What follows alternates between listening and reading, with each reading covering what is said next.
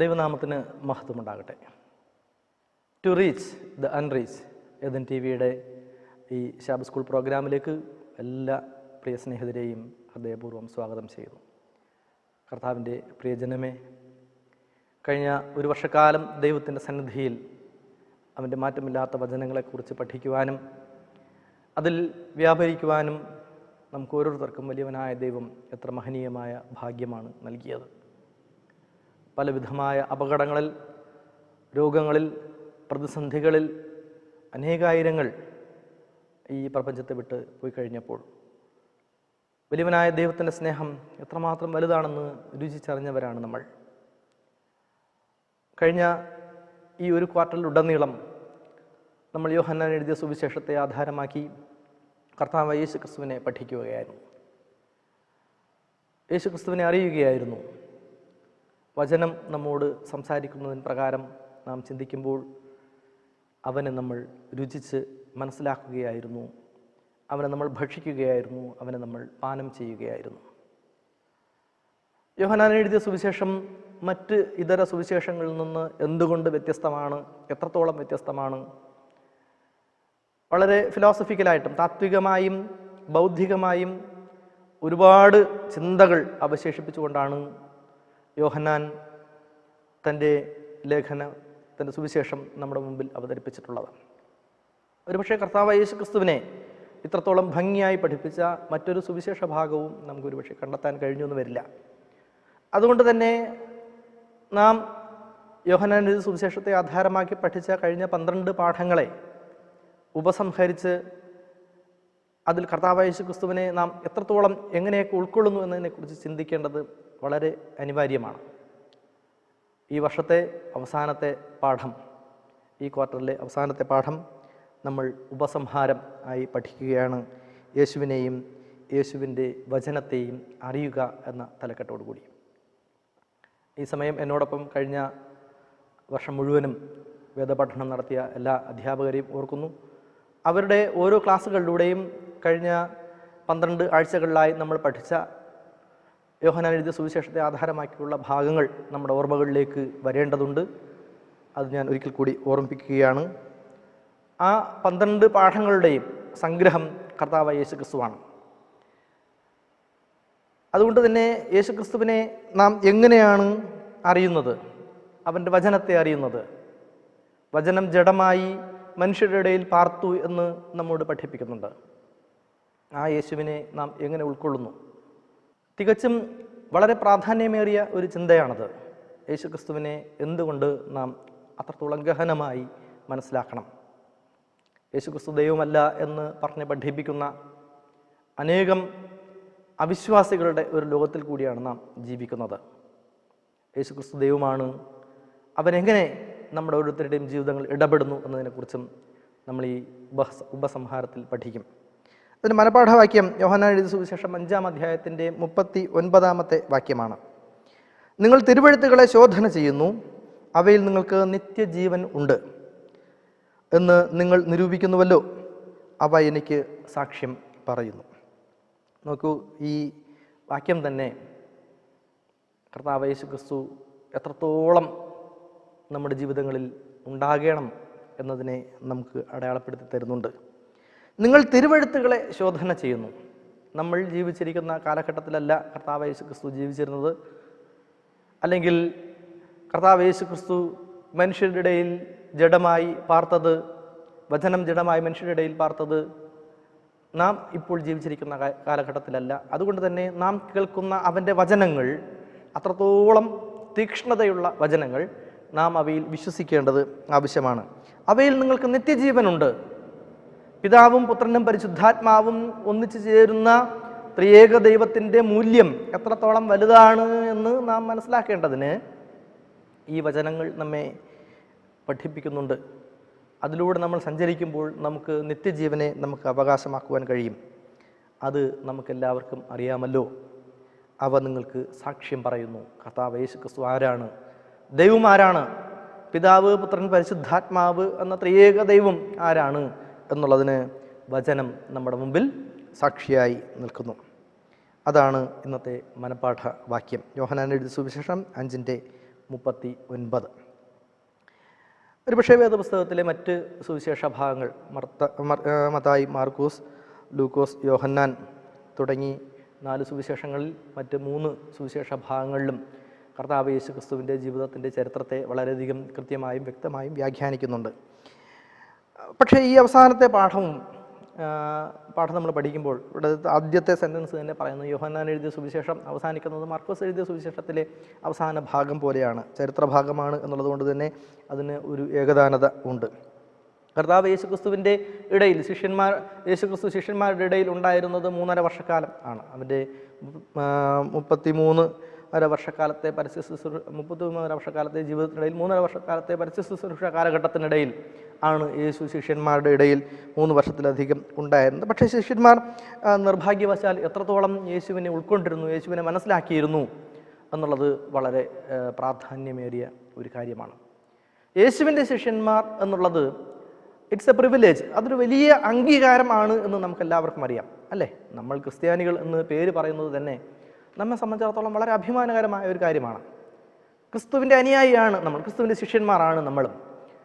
അതുകൊണ്ട് തന്നെ ക്രിസ്ത്യാനി എന്ന പേര് നമുക്ക് ഒരു ഐഡൻറ്റിറ്റി ആയിരിക്കുന്നത് കൊണ്ട്, നമ്മുടെ ഒരു അടയാളം ആയിരിക്കുന്നത് കൊണ്ട് നമ്മെ സംബന്ധിച്ചിടത്തോളം അതൊരു അഭിമാനമാണ്. ക്രിസ്തുവാണ് നമുക്ക് തലയായിരിക്കുന്നത്. പക്ഷേ ശിഷ്യന്മാർ യേശുവിൻ്റെ കാലഘട്ടത്തിൽ ജീവിച്ച് അവനോടൊപ്പം നടന്നിട്ടും പലപ്പോഴും അവരുടെ വിശ്വാസം യേശുവിനെ ഉൾക്കൊള്ളുന്നതിൽ അത്രത്തോളം തീക്ഷ്ണതയുള്ളത് ആയിരുന്നില്ല. പൂർണ്ണമായി യേശുവിനെ ഉൾക്കൊള്ളാൻ പല ഘട്ടങ്ങളിലും അവർ കഴിഞ്ഞിരുന്നില്ല. അതുകൊണ്ട് തന്നെ പലപ്പോഴും അവർ പരീക്ഷകൾ അകപ്പെട്ടു പോവുകയും ചെയ്തിരുന്നിട്ടുണ്ട്. അതുകൊണ്ട് തന്നെ നമ്മൾ മനസ്സിലാക്കേണ്ടത് യേശുക്രിസ്തുവിൻ്റെ അവസാന സമയത്ത് അവൻ മലയിലേക്ക് പ്രാർത്ഥനയ്ക്കായി പോകുന്നതിന് മുമ്പ് അവൻ ശിഷ്യന്മാരോട് പറഞ്ഞു തന്നെ പരീക്ഷയിൽ അകപ്പെടാതിരിപ്പാൻ ഉണർന്നിരുന്ന് പ്രാർത്ഥിപ്പിനെന്നാണ്. കാരണം വളരെ മാനുഷികമായി ചിന്തിച്ചുകൊണ്ട് പലപ്പോഴും അവർ എന്ത് ചെയ്തിട്ടുണ്ട്, പരീക്ഷകളിൽ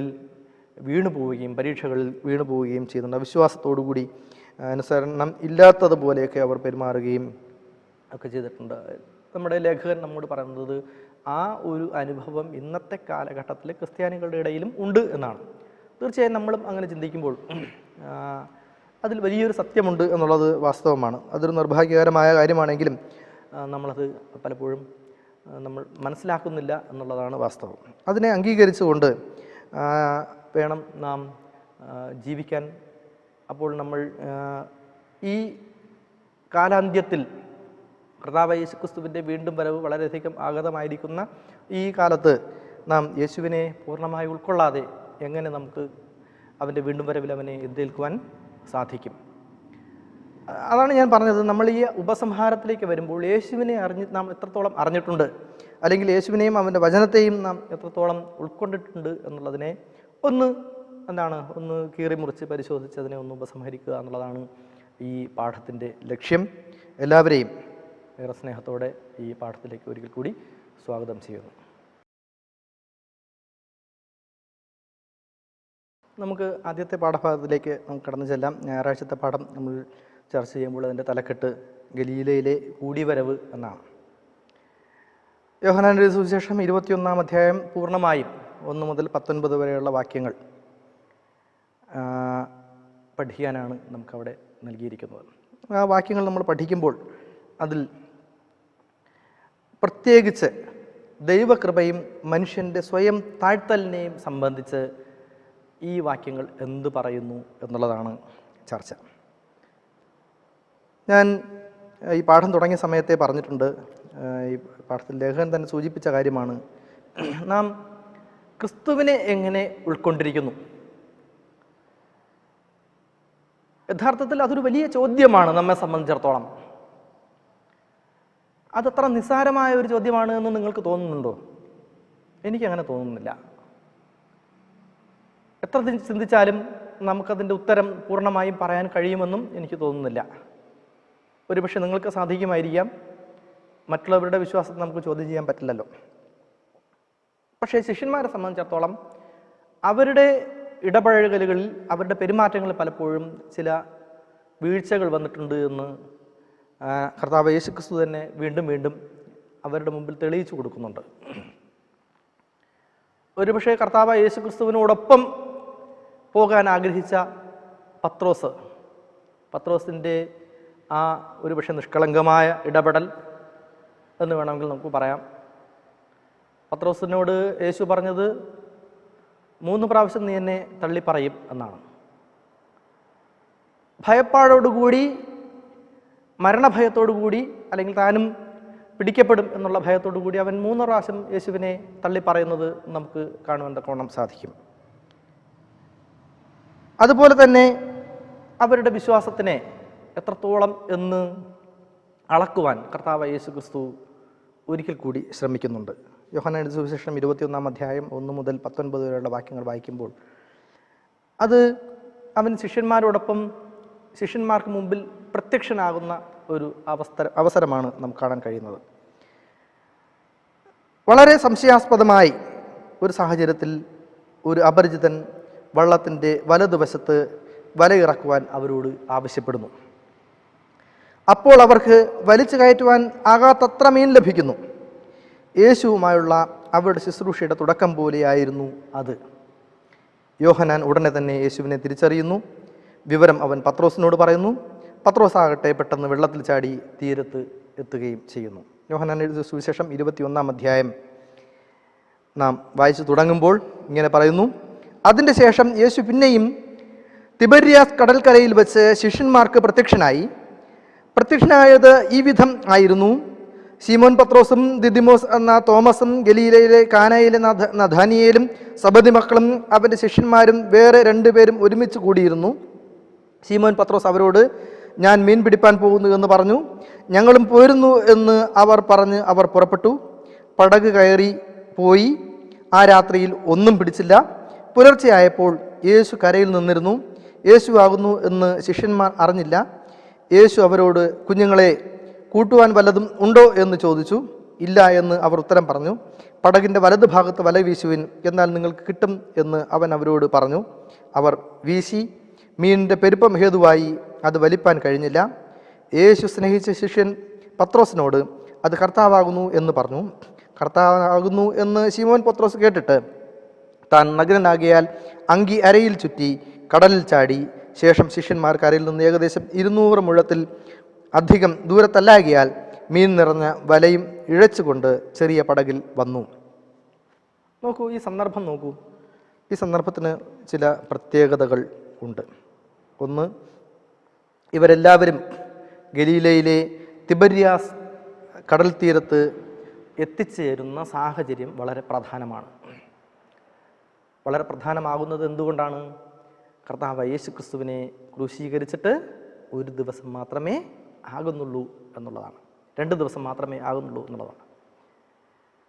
വെള്ളിയാഴ്ച കർത്താവിനെ ക്രൂശീകരിക്കുന്നു. കർത്താവ് ശബത്തിൽ വിശ്രമിക്കുന്നു. 3-ാം നാൾ ഉയർത്തെഴുന്നേൽക്കുന്നു. 3-ാമത്തെ വട്ടമാണ് കർത്താവ് യേശു ക്രിസ്തു അവർക്ക് മുമ്പിൽ പ്രത്യക്ഷനാവുന്നത്. 1-ാമത്തെ വട്ടത്തിൽ കർത്താവ് യേശു ക്രിസ്തു പ്രത്യക്ഷനായത് നമുക്കറിയാം, മഗ്ദലനക്കാരത്തി മറിയത്തിൻ്റെ ഫ്രണ്ടിലാണ്. യോഹന്നാൻ എഴുതിയ സുവിശേഷം 20-ാം അധ്യായത്തിൻ്റെ 15-ാമത്തെ വാക്യം വായിക്കുമ്പോൾ അവിടെ നമുക്കത് കാണുവാൻ തക്കവണ്ണം സാധിക്കും. ഇത് പറഞ്ഞിട്ട് അവൾ പിന്നോക്കം തിരിഞ്ഞു യേശു നിൽക്കുന്നത് കണ്ടു. യേശു എന്ന് അറിഞ്ഞില്ല താനും. യേശു അവളോട്, സ്ത്രീയെ, നീ കരയുന്നത് എന്ത്? ആരെ തിരഞ്ഞ് നീ തിരയുന്നു എന്ന് ചോദിച്ചു. അവൻ തോട്ടക്കാരനെന്ന് നിരൂപിച്ചിട്ട് അവൾ, യജമാനെ, നീ അവനെ എടുത്തുകൊണ്ടുപോയി എങ്കിൽ അവനെ എവിടെ വെച്ചു എന്ന് പറഞ്ഞു തരിക, ഞാൻ അവനെ എടുത്തുകൊണ്ടുപോയിക്കൊള്ളാം എന്ന് അവനോട് പറഞ്ഞു. യേശു അവളോട്, മറിയേ എന്ന് പറഞ്ഞു. അവൾ തിരിഞ്ഞ് എബ്രായ ഭാഷയിൽ റബ്ബൂനി എന്ന് പറഞ്ഞു. അതിന് ഗുരു എന്ന് അർത്ഥം. അവൾ അത് യേശുവാണെന്ന് മനസ്സിലാക്കുന്നു. അപ്പോൾ യേശു അവളോട് പറയുകയാണ്, നീ എന്ത് ചെയ്യരുത്, എന്നെ തുടരുത്, ഞാൻ പിതാവിൻ്റെ അടുക്കൽ കയറിപ്പോയിട്ടില്ല എന്നുള്ളത്. ഇത് 1-ാമത്തെ ഘട്ടത്തിലാണ്. 2-ാമത്തെ ഘട്ടം, ആഴ്ചവട്ടത്തിൻ്റെ 1-ാം നാൾ ആയ ദിവസം നേരം വൈകിയപ്പോൾ, അന്നേ ദിവസം വൈകുന്നേരത്ത് ശിഷ്യന്മാർ ഇരുന്ന സ്ഥലത്ത് യഹൂദന്മാരെ പേടിച്ച് വാതിൽ അടച്ചിരിക്കെ യേശു വന്ന് നടുവിൽ നിന്നുകൊണ്ട്, നിങ്ങൾക്ക് സമാധാനം എന്ന് അവരോട് പറഞ്ഞു. 19-20 വാക്യങ്ങൾ. അപ്പോഴും അത് കർത്താവാണ് എന്ന് ആര് മനസ്സിലാക്കുന്നില്ല? ശിഷ്യന്മാർ മനസ്സിലാക്കുന്നില്ല. 3-ാമത്തെ പ്രത്യക്ഷതയാണ് നമുക്കിപ്പോൾ കാണാൻ കഴിയുന്നത്. തിബര്യാസ് കടൽക്കരയിൽ വെച്ച് അവൻ ശിഷ്യന്മാർക്ക് പ്രത്യക്ഷനായി. അവരോടൊപ്പം അവൻ അവിടെ കൂടിയിരുന്നു. അവർ പ്രാതൽ കഴിച്ചു കഴിഞ്ഞ ശേഷം 15-ാമത്തെ വാക്യം മുതൽ 21-ന്റെ 15 മുതൽ അതിൻ്റെ 14-ാമത്തെ വാക്യത്തിൽ തന്നെ പറയുന്നുണ്ട്, യേശു മരിച്ചവരിൽ നിന്ന് ഉയർത്തെഴുന്നതിന് ശേഷം ഇങ്ങനെ 3-ാം പ്രാവശ്യം ശിഷ്യന്മാർക്ക് പ്രത്യക്ഷനായി. അതിൻ്റെ 15-ാമത്തെ വാക്യം മുതൽ നോക്കൂ. അവർ പ്രാതൽ കഴിച്ച ശേഷം യേശു ശീമോൻ പത്രോസിനോട്, യോഹന്നാൻ്റെ മകനായ ശീമോനെ, നീ ഇവരിൽ അധികമായി എന്നെ സ്നേഹിക്കുന്നുവോ എന്ന് ചോദിച്ചു. അവൻ മറുപടി എന്താ പറഞ്ഞത്? അവൻ, ഉവ്വ് കർത്താവേ, എനിക്ക് നിന്നോട് പ്രിയമുണ്ട് എന്ന് പറഞ്ഞു. അപ്പോൾ യേശു അവനോട് എന്ത് പറഞ്ഞു? നീ എൻ്റെ കുഞ്ഞാടുകളെ മേയ്ക്ക എന്ന് പറഞ്ഞു. യേശു രണ്ടാമതും അവനോട്, യോഹന്നാൻ്റെ മകനായ ശീമോനെ, നീ എന്നെ സ്നേഹിക്കുന്നുവോ എന്ന് ചോദിച്ചു. അപ്പോൾ അവൻ വീണ്ടും പറയുകയാണ്, ഉവ്വ് കർത്താവേ, എനിക്ക് നിന്നോട് പ്രിയമുണ്ട് എന്ന് നീ അറിയുന്നുവല്ലോ, എൻ്റെ ആടുകളെ പാലിക്ക എന്ന് അവനോട് പറയുകയാണ്. മൂന്നാമതും അവനോട്, 17-ാമത്തെ വാക്യം, മൂന്നാമതും അവനോട്, യോഹന്നാൻ്റെ മകനായ ശീമോനെ, നിനക്ക് എന്നോട് പ്രിയമുണ്ടോ എന്ന് ചോദിച്ചു. എന്നോട് പ്രിയമുണ്ടോ എന്ന് മൂന്നാമതും ചോദിക്കിയാൽ പത്രോസ് ദുഃഖിച്ചു. കർത്താവേ, നീ സകലവും അറിയുന്നു, എനിക്ക് നിന്നോട് പ്രിയമുണ്ട് എന്നും നീ അറിയുന്നു എന്ന് അവൻ പറഞ്ഞു. യേശു അവനോട്, എൻ്റെ ആടുകളെ മേയ്ക്ക. ആമേൻ ആമേൻ, ഞാൻ നിന്നോട് പറയുന്നു, നീ യൗവനക്കാരനായിരുന്നപ്പോൾ നീ തന്നെ അരകെട്ടി ഇഷ്ടമുള്ളിടത്ത് നടന്നു. വയസ്സായ ശേഷമോ നീ കൈ നീട്ടുകയും മറ്റൊരു നിൻ്റെ അരയ്ക്ക് കെട്ടി നിന്നെ ഇഷ്ടമില്ലാത്തടത്ത് കൊണ്ടുപോവുകയും ചെയ്യും എന്ന് പറഞ്ഞു. നോക്കൂ, ഈ ഘട്ടത്തിൻ്റെ പ്രാധാന്യം വരുന്നത്, 3 പ്രാവശ്യം യേശു പത്രോസിനോട് ചോദിക്കുകയാണ്, നീ എന്നെ സ്നേഹിക്കുന്നുവോ, നീ എന്നെ സ്നേഹിക്കുന്നുവോ, നീ എന്നെ സ്നേഹിക്കുന്നുവോ. യഥാർത്ഥത്തിൽ 3-ാമത്തെ പ്രാവശ്യം ചോദിച്ചപ്പോഴാണ് പത്രോസ് ആ ചോദ്യത്തിൻ്റെ സീരിയസ്നെസ് മനസ്സിലാക്കുന്നത്. അവൻ കർത്താവിനോട് മറുപടി പറഞ്ഞു, ഉവ്വ് കർത്താവേ, നീ സകലവും അറിയുന്നു, എനിക്ക് നിന്നോട് പ്രിയമുണ്ട് എന്നും നിനക്കറിയാം, ഞാൻ നിന്നെ വളരെയധികം സ്നേഹിക്കുന്നുണ്ട് എന്നും നിനക്കറിയാം. ആ സ്നേഹത്തിന് യേശു അവിടെ ഉപയോഗിച്ചതായ പദം എന്ന് പറയുന്നത് അഗാപ്പോ എന്ന പദമാണ്. അതൊരു ക്രിയാപദം ആണ്, എന്നൊരു പ്രവൃത്തിയെ സൂചിപ്പിക്കുന്ന പദമാണ്. അഗാപ്പോ എന്ന് പറഞ്ഞാൽ അതിന് സ്നേഹം എന്നർത്ഥം. സ്നേഹിക്കുക എന്നാണ് അഗാപ്പോ എന്ന പദത്തിൻ്റെ അർത്ഥം. ആ സ്നേഹത്തിന് ചില സവിശേഷതകളുണ്ട്. 3 പ്രത്യേകതകളുള്ള സ്നേഹമാണ് അഗാപ്പോ എന്ന് പറയുന്നത്. എന്ന് വെച്ചാൽ, ഒന്നാമത്തേത് സെൽഫ്ലെസ്നെസ്. ഒരിക്കലും അവൻ സ്വയത്തെ സ്നേഹിക്കുകയല്ല. അവന് മുമ്പായി കർത്താവായ യേശുക്രിസ്തു എങ്ങനെയാണ് മറ്റുള്ളവരെ സ്നേഹിച്ചത്? തന്നേക്കാൾ അധികം അവൻ മറ്റുള്ളവർക്ക് പ്രാധാന്യം നൽകി. Putting others needs above your own. നിൻ്റെ ആവശ്യങ്ങളെക്കാൾ അധികമായി മറ്റുള്ളവരുടെ സ്നേഹത്തിന് പ്രാധാന്യം കൊടുക്കുമ്പോൾ അതാണ് അഗാപ്പോ എന്ന് പറയുന്നത്. രണ്ടാമത്തത് അൺകണ്ടീഷണൽ ലവ്. ഒരിക്കലും ഒരു വ്യവസ്ഥയും ഇല്ലാത്ത സ്നേഹം. അതൊരിക്കലും ഒരു ഭൗതികമായ വ്യവസ്ഥയോടുകൂടി ആയിരിക്കില്ല ആ സ്നേഹം നിൽക്കുന്നത്. അത് ഒരു സാഹചര്യത്തിലും ഒരു വ്യവസ്ഥയും പറയാത്ത അനന്തമായ സ്നേഹമായിരുന്നു കർത്താവായ യേശുക്രിസ്തു. മൂന്നാമത്തത്, അതൊരു ആക്റ്റീവ് ലവ് ആണ്. നിങ്ങൾക്കുള്ളിൽ സ്നേഹമുണ്ട് എങ്കിൽ നിങ്ങൾ അത് മുഴങ്ങുന്ന ചെമ്പ്, സ്നേഹമില്ല എങ്കിൽ നിങ്ങൾ മുഴങ്ങുന്ന ചെമ്പോ ചിലമ്പുന്ന കൈത്താളമോ അത്രേ എന്ന് പറയാറില്ലേ. നമുക്കുള്ളിൽ സ്നേഹമുണ്ട് എങ്കിൽ അതെപ്പോഴും പ്രകടിപ്പിക്കുന്ന സ്നേഹമായിരിക്കണം. കർത്താവ് യേശുക്രിസ്തു നമ്മെ സ്നേഹിച്ചതുപോലെ നാം മറ്റുള്ളവരെ സ്നേഹിക്കാൻ പഠിക്കണം.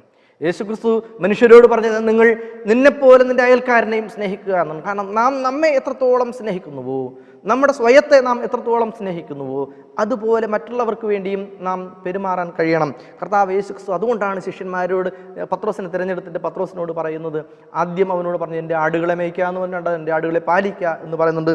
മൂന്നാമത് അവനോട് പറയുകയാണ്, നീ സകലവും അറിയുന്നു, എനിക്ക് നിന്നോട് പ്രിയമുണ്ട് എന്നും നീ അറിയുന്നു എന്ന് പറഞ്ഞപ്പോൾ അവനോട് പറഞ്ഞത്, നീ എൻ്റെ ആടുകളെ മേയ്ക്ക എന്ന് പറയുന്നത്. നോക്കൂ, എത്രത്തോളം വലിയ ഒരു സ്നേഹം ആണ് പത്രോസിനോട് ദൈവം കാണിച്ചത്, കർത്താവ് യേശു ക്രിസ്തു കാണിച്ചത്. രണ്ടാമത്, പത്രോസിൻ്റെ മറുപടി പറച്ചിൽ എങ്ങനെയുള്ളത് ആകുന്നു എന്നുള്ള ചോദ്യം. 3 പ്രാവശ്യം വളരെ ക്ഷമയോടുകൂടി ആണ് അവൻ തിരികെ മറുപടി പറയുന്നത്. നമുക്ക് ചോദ്യങ്ങൾക്ക് ഉത്തരം പറയുന്നതും എപ്പോഴും ക്ഷമയുള്ള ഉത്തരങ്ങൾ ആയിരിക്കണം. പലപ്പോഴും നമ്മളതിൽ വീഴ്ച വരുന്നുണ്ട്, അല്ലേ? നമ്മൾ ആലോചിച്ച് നോക്കൂ, നമ്മളോട് ആരെങ്കിലും ഒരേ കാര്യം റിപ്പീറ്റ് ചെയ്ത് പല പ്രാവശ്യം ചോദിച്ചാൽ നമുക്ക് ദേഷ്യം വരും. അങ്ങനൊരു കഥ കേട്ടിട്ടില്ല. ഒരു ഒരു സന്യാസി. അദ്ദേഹത്തിന് ഭയങ്കര ക്ഷമാശീലനായ ഒരു സന്യാസിയായിരുന്നു. അദ്ദേഹത്തോട് ശിഷ്യൻ ഒരാൾ വന്ന് അദ്ദേഹത്തെ പരീക്ഷിക്കാൻ വേണ്ടി ചോദിച്ചു, അല്ലയോ മഹാനുഭാവ, അല്ലയോ ഗുരു, താങ്കൾക്ക് എത്രത്തോളം ക്ഷമയുണ്ട്? ഞാൻ ക്ഷമയുടെ പര്യായമാണെന്നൊക്കെ അദ്ദേഹം പറഞ്ഞു. താങ്കൾക്ക് എത്രത്തോളം ക്ഷമിക്കാൻ കഴിയും? ഞാനത് പറഞ്ഞല്ലോ, എനിക്കത് ഒരുപാട് ക്ഷമിക്കാൻ കഴിയും. അങ്ങനെ 2-3 പ്രാവശ്യം ചോദിച്ചു കഴിഞ്ഞപ്പോൾ അയാൾ ദേഷ്യപ്പെട്ട് ചോദിച്ചു, എനിക്ക് ക്ഷമിക്കാൻ കഴിയും എന്ന് ഞാൻ നിങ്ങളോട് പറഞ്ഞതല്ലേ എന്ന് ദേഷ്യപ്പെടുന്ന ഒരു സാഹചര്യം നമുക്ക് കേൾക്കാൻ നമ്മൾ കേട്ട് അങ്ങനെ ഒരു കഥ നമ്മൾ വായിച്ച് കേട്ടിട്ടുണ്ട്. നോക്കൂ, പല സാഹചര്യങ്ങളിൽ നമ്മുടെ ആ ഒരു നിയന്ത്രണം വിട്ടുപോകുന്ന സാഹചര്യങ്ങളുണ്ട്. അങ്ങനെ പാടില്ല. ക്ഷമയോടുകൂടിയുള്ള സ്നേഹത്തിനാണ് ദൈവം പ്രാധാന്യം കൊടുക്കുന്നത്. ഹൃദയങ്ങൾ അടുത്തടുത്തിരിക്കുന്ന സ്നേഹത്തിനാണ് ദൈവം പ്രാധാന്യം കൊടുക്കുന്നത്. ഉച്ചത്തിൽ സംസാരിക്കുന്ന ദേഷ്യത്തിനല്ല, അടുത്തിരുന്ന് സംസാരിക്കുന്ന സ്നേഹത്തിനാണ് ദൈവം എപ്പോഴും. അപ്പോൾ ഹൃദയങ്ങൾ എപ്പോഴും അടുത്തടുത്തിരിക്കേണ്ടത് വളരെയധികം ആവശ്യമാണ്. അതിന് അദ്ദേഹം പത്രോസ് പ്രതികരിച്ച പദത്തിനെ ഫിലിയോ എന്ന പദം കൊണ്ടാണ് ഉദ്ദേശിച്ചിരിക്കുന്നത്. ഫിലിയോ അതൊരു വൈകാരികമായ ബന്ധമാണ്. It's an emotional connection. അതൊരു സൗഹാർദ്ദപരമായ സ്നേഹമാണ്. അതെപ്പോഴും പരസ്പരം മനസ്സിലാക്കുന്ന ഒരു പാരസ്പര്യമുള്ള റെസിപ്രോക്കലായിട്ടുള്ള ഒരു സ്നേഹമാണ്. എപ്പോഴും ഒരു സൗഹൃദം നിലനിർത്തുന്ന സ്നേഹമാണ്. കർത്താവ് യേശു ക്രിസ്തു തൻ്റെ ശിഷ്യന്മാരോട് ആ സൗഹൃദപരമായ സ്നേഹം പുലർത്തി. ആ ചോദ്യം വളരെ താഴ്മയോടുകൂടി പത്രോസ് കേൾക്കുകയും അവനതിന് മറുപടി പറയുകയും ചെയ്യുന്നുണ്ട്. അതുകൊണ്ട് തന്നെ പത്രോസിനെ ശുശ്രൂഷകളിൽ പുനഃസ്ഥാപിക്കുന്നത് അനിവാര്യമാണ് എന്ന് കർത്താവ് യേശു ക്രിസ്തു മനസ്സിലാക്കി. എൻ്റെ ആടുകളെ മേയ്ക്കുവാനുള്ളതായ ഉത്തരവാദിത്വം പത്രോസിന് നൽകുന്നുണ്ട്. നോക്കൂ, ഇവിടെ ഒരു ചോദ്യം നൽകുന്നുണ്ട്. കർത്താവിനെ അന്വേഷിക്കുന്നതിൽ താഴ്മ എന്തുകൊണ്ട് അത്യാവശ്യമായ ഗുണം ആയിരിക്കുന്നു? പലപ്പോഴും നമുക്ക് താഴ്മയുണ്ട്, വിനയമുണ്ട്, ബഹുമാനമുണ്ട്, സ്നേഹമുണ്ട്, ക്ഷമയുണ്ട്, ഒക്കെ തന്നെയാണ്. ചില സാഹചര്യങ്ങളിൽ നമ്മൾ അതിനെ ലംഘിക്കുന്നു, നമുക്കത് നിയന്ത്രിക്കാൻ കഴിയാത്ത സാഹചര്യങ്ങൾ ഉണ്ടാകുന്നു. നമ്മൾ മാനുഷികമായ ഇടപെടലുകളിൽ പെട്ടുപോകുന്നു, മാനുഷികമായ സ്വഭാവത്തിൽ പെട്ടുപോകുന്നു. പക്ഷേ അവിടെയൊക്കെയും ക്രിസ്തു നമുക്ക് ഒരു മാതൃകയായിരിക്കണം. ആ ഒരു മാതൃകയാണ് മനുഷ്യൻ്റെയും ദൈവത്തിൻ്റെയും ഇടയിൽ നമുക്കുണ്ടായിരിക്കേണ്ട ആ താഴ്മയെ, ആ വിനയത്തെ സൂചിപ്പിക്കുന്നതിന് വേണ്ടിയിട്ടാണ് യോഹന്നാൻ എഴുതിയ സുവിശേഷം 21-ാം അധ്യായം നമുക്ക് പഠിക്കുവാൻ വേണ്ടി തന്നിരിക്കുന്നത്. കർത്താവ് യേശു ക്രിസ്തു എത്രത്തോളം ക്ഷമയോടുകൂടി തൻ്റെ ജനങ്ങളെ, തൻ്റെ ആടുകളെ, ഒരിടയൻ ആടുകളെ എങ്ങനെയാണ് മേയിച്ചത് എന്ന് പത്രോസിന് ബോധ്യപ്പെടുത്തി കൊടുക്കുകയും പത്രോസിന് ആ ഉത്തരവാദിത്തം ഏൽപ്പിക്കുകയും ചെയ്യുന്ന കാഴ്ചയാണ് നമുക്കിവിടെ പഠിക്കുവാൻ കഴിയുന്നത്.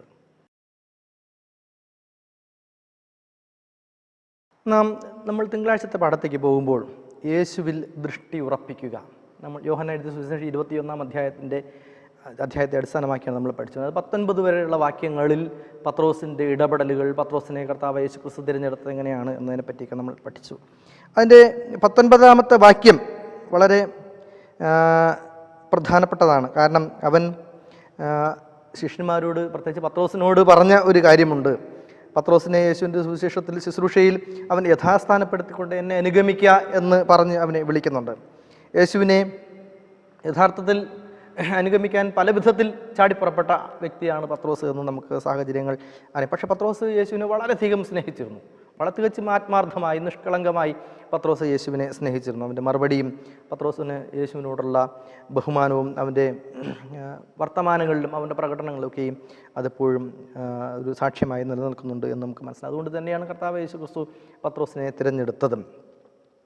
പക്ഷേ പത്രോസ് യേശുവിനെ പിന്തുടരുന്ന കാര്യം കർത്താവ് യേശു ക്രിസ്തു അറിഞ്ഞ സമയത്ത് അവനെ ഉൾക്കൊണ്ട ശേഷം കർത്താവ് അവനോട് പറയുന്നുണ്ട്, എന്താണ്? ആമേൻ ആമേൻ ഞാൻ നിന്നോട് പറയുന്നു. 18-ാമത്തെ വാക്യം, ആമേൻ ആമേൻ ഞാൻ നിന്നോട് പറയുന്നു, നീ യൗവനക്കാരനായിരുന്നപ്പോൾ നീ തന്നെ അരകെട്ടി ഇഷ്ടമുള്ളതെടുത്ത് നടന്നു. പക്ഷെ നീ വയസ്സായ ശേഷമോ നീ കൈ നീട്ടുകയും മറ്റൊരുത്തൻ നിൻ്റെ അരകെട്ടി നിനക്ക് ഇഷ്ടമില്ലാത്തടത്തേക്ക് കൊണ്ടുപോവുകയും ചെയ്യും എന്ന് പറഞ്ഞു. അതിനാൽ അവൻ ഇന്ന വിധം മരണം കൊണ്ട് ദൈവത്തെ മഹത്വപ്പെടുത്തും എന്ന് സൂചിപ്പിച്ചു.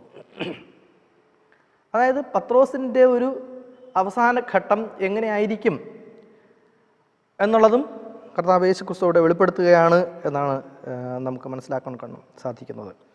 യോഹന്നാൻ യേശുവിനെ പിന്തുടരുന്നത് കണ്ട് അവനെക്കുറിച്ച് അന്വേഷണം നടത്തി, കർത്താവേ ഈ മനുഷ്യൻ്റെ കാര്യം എന്താണ്? യോഹന്നാൻ 21:21. അവനെ പത്രോസ് കണ്ടിട്ട്, അതിന് തൊട്ട് മുമ്പുള്ള വാക്യം 20-ാമത്തെ വാക്യം വായിക്കുമ്പോൾ, പത്രോസ് തിരിഞ്ഞ് യേശു സ്നേഹിച്ച ശിഷ്യൻ പിൻചെല്ലുന്നത് കണ്ട് അത്താഴത്തിൽ അവൻ്റെ നെഞ്ചോട് ചാഞ്ഞുകൊണ്ട്, കർത്താവെ, നിന്നെ കാണിച്ചു കൊടുക്കുന്നവൻ ആരെന്ന് ചോദിച്ചു. ഇവൻ തന്നെ. അവനെ പത്രോസ് കണ്ടിട്ട്, കർത്താവെ, ഇവന് എന്ത് സംഭവിക്കും എന്ന് യേശുവിനോട് ചോദിച്ചു. യേശു അവനോട്, ഞാൻ വരുവോളം ഇവൻ ഇരിക്കണമെന്ന് എനിക്കിഷ്ടം ഉണ്ടെങ്കിൽ അത് നിനക്കെന്ത്, നീ എന്നെ അനുഗമിക്കുക എന്ന് പറഞ്ഞു. യോഹന്നാൻ എന്ത് സംഭവിക്കും എന്നുള്ളതാണ് പത്രോസ് ചോദിച്ചത്. പക്ഷേ യോഹന്നാനെ യഥാസ്ഥാനപ്പെടുത്തിക്കൊണ്ട് കർത്താവ് യേശുക്രിസ്തു പറഞ്ഞ വാക്യങ്ങളെ പല വിധത്തിൽ ആളുകൾ എന്ത് ചെയ്തിട്ടുണ്ട്, തെറ്റിദ്ധരിച്ചിട്ടുണ്ട് എന്നാണ് ലേഖകൻ നമ്മോട് പറയുന്നത്. അതായത് കർത്താവ് യേശുക്രിസ്തു വീണ്ടും വരുവോളം യോഹന്നാൻ എന്താണ്, മരിക്കാതെ ജീവനോടെ ആയിരിക്കും, യോഹന്നാൻ മരണം സംഭവിക്കുകയില്ല എന്നൊക്കെ ആളുകൾ പല വിധത്തിൽ അതിനെ വ്യാഖ്യാനിച്ചിട്ടുണ്ട്.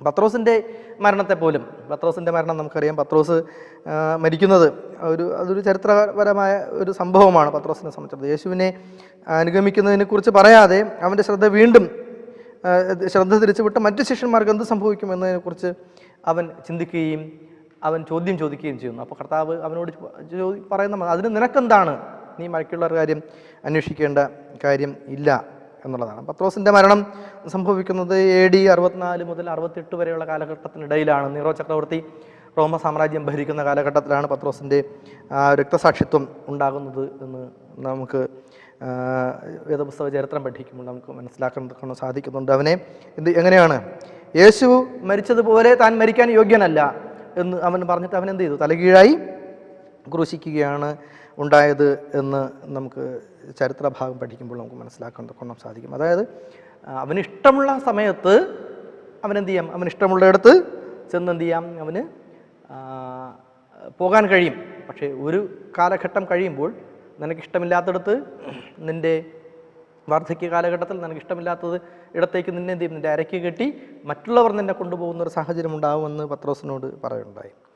പത്രോസിനെ അത്തരത്തിൽ രക്തസാക്ഷിത്വം പത്രോസ് വരിച്ച സ്ഥലം നമുക്ക് എല്ലാവർക്കും ലോകത്തിൽ വളരെയധികം പ്രശസ്തമായ സ്ഥലമാണത്. എവിടെയാണ്? വത്തിക്കാൻ എന്ന് നമുക്കറിയാം, വത്തിക്കാൻ സിറ്റി. അവിടുത്തെ സെൻറ്റ് പീറ്റേഴ്സ് ബസലിക്ക വളരെ പ്രശസ്തമാണ്. അവിടെയാണ് പത്രോസിൻ്റെ അവസാനം ഉണ്ടായത് എന്നും ചരിത്രഭാഗം നമ്മെ ബോധ്യപ്പെടുത്തുന്നുണ്ട്. പക്ഷേ യോഹന്നാൻ എന്ത് സംഭവിക്കും? കർത്താവ് യേശുക്രിസ്തു പറയുന്നത്, ഞാൻ വരുവോളം ഇവൻ ഇരിക്കണമെന്ന് എനിക്കിഷ്ടമുണ്ട് എങ്കിൽ അത് നിനക്കെന്ത്, നീ എന്നെ അനുഗമിക്കുക എന്ന് പറഞ്ഞാണ് ചെയ്തത്. ആകയാൽ ആ ശിഷ്യൻ മരിക്കയില്ല എന്നൊരു ശ്രുതി സഹോദരന്മാരുടെ ഇടയിൽ പരന്നു. യേശുവോ അവൻ മരിക്കയില്ല എന്നല്ല, ഞാൻ വരുവോളം ഇവൻ ഇരിക്കണം എന്ന് എനിക്കിഷ്ടമുണ്ടെങ്കിൽ അത് നിനക്കെന്ത് എന്നത്രേ അവനോട് പറഞ്ഞത് എന്നായിരുന്നു വാക്യം. അപ്പോൾ അതിനെ ആളുകൾ വ്യത്യസ്തമായ വിധത്തിലാണ് വ്യാഖ്യാനിച്ചത്. യോഹന്നാനെ സംബന്ധിച്ചിടത്തോളം യോഹന്നാൻ വാർദ്ധക്യത്തിലാവുകയും അവൻ മരിക്കുകയും ചെയ്തു എന്നും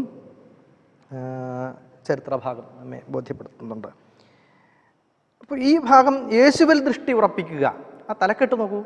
അതായത് നമ്മെ ദൈവം തിരഞ്ഞെടുത്തിട്ടുണ്ട് എങ്കിൽ നമ്മെ ഓരോരുത്തർക്കും ദൈവത്തിൻ്റെ വിളിയാണ്. നിൻ്റെ ശ്രദ്ധ എവിടെ തന്നെ ആയിരിക്കണം? ബാക്കിയുള്ളവർക്ക് എന്ത് സംഭവിക്കും, ബാക്കിയുള്ളവർ എങ്ങനെയാണ് അത് ചെയ്യുന്നത്, മറ്റുള്ളവർ എങ്ങനെയാണ് ദൈവവേല ചെയ്യുന്നത്, മറ്റുള്ളവർ എന്ത് ചെയ്യുന്നുണ്ട്, അവനെന്ത് പ്രവൃത്തി ചെയ്യുന്നുണ്ട് എന്നുള്ളതിനെക്കുറിച്ചല്ല നീ ചിന്തിക്കേണ്ടത്. മറിച്ച് you should focus on Jesus. നീ കർത്താവ് യേശുക്രിസ്തുവിൽ നിന്നെ എന്ത് ചെയ്യുക, കേന്ദ്രീകരിക്കുക. നീ യേശുവിൽ ശ്രദ്ധിക്കുക. നിനക്കെന്താണ് ദൈവം നൽകിയിട്ടുള്ളതായ വേല, യു ജസ്റ്റ് ഡു ഇറ്റ്. നീ എന്ത് ചെയ്യുക, അത് ചെയ്യുക എന്നുള്ളതാണ്. മറ്റുള്ളവരിൽ ശ്രദ്ധിക്കാതെ യേശുവിൽ ശ്രദ്ധിക്കുക എന്ന ആശയമാണ് ഈ ഭാഗത്ത് നമുക്ക് നൽകുന്നത്. യേശു മാത്രമാണ് നമ്മുടെ രക്ഷകൻ. മനുഷ്യർ നിശ്ചയമായും നിങ്ങളെ നിരാശപ്പെടുത്തും. മനുഷ്യരിൽ ആശ്രയിക്കരുത്. ചിലർ രഥങ്ങളിലും ചിലർ കുതിരകളിലും ആശ്രയിക്കുന്നു, ഞാനോ എൻ്റെ വലിയവനായ ദൈവത്തിൽ ആശ്രയിക്കുന്നു എന്ന് അതാണ് ദാവീദ് മഹാരാജാവ് പ്രാർത്ഥിച്ചതുപോലെ നാമും കർത്താവ് യേശുക്രിസ്തുവിൽ നമ്മെ ശ്രദ്ധ കേന്ദ്രീകരിക്കുക. ഈ ഭാഗം നമ്മൾ പഠിച്ചു കഴിഞ്ഞ ശേഷം തുടർന്നുള്ള വേദഭാഗങ്ങളൊക്കെയും നമ്മൾ പഠിക്കുമ്പോൾ ദൈവവചനം ആഗ്രഹിക്കുന്ന ഒരു വിഷയം നമ്മൾ അവിടെ കൈകാര്യം ചെയ്യുന്നുണ്ട്. യേശുവിനെ അറിയുകയും അനുഗമിക്കുകയും ചെയ്യുക എന്നുള്ളതാണ് നമ്മുടെ ഓരോരുത്തരുടെയും ജീവിതത്തിൻ്റെ ഉദ്ദേശ്യം. യോഹന്നാൻ എന്തുകൊണ്ട് ഇത്ര ദീർഘമായി അല്ലെങ്കിൽ ഇത്ര വിശദമായി കർത്താവ് യേശുക്രിസ്തുവിനെക്കുറിച്ചും യേശുക്രിസ്തുവിൻ്റെ സുവിശേഷത്തെക്കുറിച്ചും നമ്മുടെ ഇടയിൽ പഠിപ്പിച്ചു? അതിൻ്റെ എല്ലാ തരത്തിലുള്ള ഫിലോസഫിയും നമ്മെ ബോധ്യപ്പെടുത്തിക്കൊണ്ട്, അതിൻ്റെ എല്ലാ തരത്തിലുള്ള താത്വികമായ വശങ്ങളെയും നമ്മെ ബോധ്യപ്പെടുത്തിക്കൊണ്ട് യോഹന്നാൻ ഇത്ര ഡീറ്റെയിൽഡായിട്ട് എന്തുകൊണ്ടാണ് ഈ സുവിശേഷ ഭാഗം നമ്മുടെ മുമ്പിൽ വ്യാഖ്യാനിച്ച് നൽകിയത്? അതിൻ്റെ കാരണം എന്ന് പറയുന്നത് യേശു മാത്രം ആകണം നമ്മുടെ യജമാനൻ, അവൻ മാത്രമായിരിക്കണം നമ്മുടെ തല, അവൻ മാത്രമായിരിക്കണം നമ്മുടെ വഴികാട്ടി. അല്ലാതെ ആരെല്ലാം എന്തെല്ലാം നമുക്ക് തരാം എന്ന് പറഞ്ഞാലും അതെന്ത് ചെയ്യരുത്, വീണു പോകരുത് എന്നുള്ളതാണ് നമുക്ക് നൽകുന്നത്. അപ്പോൾ നമ്മൾ എങ്ങനെയാണ് ദൈവത്തിൽ ആശ്രയിക്കുന്നത്? നമുക്ക് അഭയം ദൈവം അത്രേ, മനുഷ്യഭയം വേണ്ടിനിയും എന്ന് മനോഹരമായ ഒരു പാട്ട് ഉള്ളത് നാം ഓർക്കുക.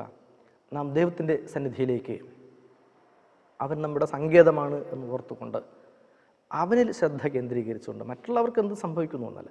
വെളിപാട് പുസ്തകം നമ്മൾ പഠിക്കുമ്പോൾ അതിൽ ആവർത്തിച്ച് കർത്താവ് യേശുക്രിസ്തു പറയുന്ന കാര്യമുണ്ട്, ഓരോരുത്തർക്ക് അവനവൻ്റെ പ്രവൃത്തിക്ക് തക്കവണ്ണം കൊടുപ്പാൻ പ്രതിഫലം എൻ്റെ പക്കൽ ഉണ്ട്. എൻ്റെ പ്രവൃത്തിക്ക് പ്രതിഫലം എനിക്ക് തന്നെ കിട്ടും. ഞാൻ എന്താണ് ചെയ്യുന്നത്, ശരിയായിട്ടുള്ളതാണോ ശരിയല്ലാത്തതാണോ, അവനത് കൃത്യമായി അളക്കുന്നുണ്ട്. അതിൻ്റെ ശിക്ഷ, അതിൻ്റെ നന്മ, അതിൻ്റെ രക്ഷ എന്തായാലും ഓരോരുത്തരും അവനവന് പ്രവൃത്തിക്കുള്ള ഫലം അവനവൻ തന്നെ അനുഭവിക്കണം. അതുകൊണ്ട് നമ്മുടെ ശ്രദ്ധ മറ്റുള്ളവരെന്ത് ചെയ്യുന്നു എന്നാലോചിച്ച് അതിലേക്ക് വീണു പോകരുത്. മനുഷ്യരെ സംബന്ധിച്ചിടത്തോളം അങ്ങനെ ഒരു പ്രശ്നമുണ്ട്. അത് പത്രോസിനെ പഠിപ്പിക്കുകയാണ് കർത്താവ് യേശുക്രിസ്തു ചെയ്തത്. ഈ ഭാഗം നമ്മൾ വായിക്കുമ്പോൾ നമുക്ക് അങ്ങനെയാണ് മനസ്സിലാക്കാൻ തക്കവണ്ണം കഴിയുന്നത്.